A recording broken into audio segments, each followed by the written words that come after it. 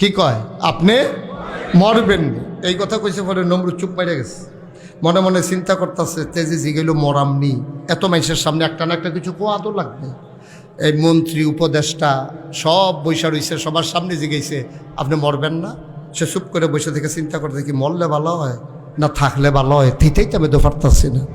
কি মরলে ভালো হবে না থাকলে ভালো হবে, এই তো বুঝ করতে পারতেছি না ঘটনা কি। কতক্ষণ পরে চিন্তা করে দেখলো তে তো আমার মাইনকা সিফা থালাই দিছে। আমি কি মরলাম না বাস মুকুন্ডা কমু। শেষ পর্যন্ত নমরুদ চিন্তা করলো থাক, মানুষের ভিতরে আল্লাহ বাঁচলে আর কয়দিন মরা তো লাগবেই, সত্যটাই কই। এখন নমরুদ বলতেছে ইব্রাহিম তুমি যে জিজ্ঞেস করছো আমি মরবো কি না, তো মানুষের ভিতরে আল্লাহ হইছি বুঝো না, সবসময় কি আর থাকা যাবে, মরা তো লাগেই।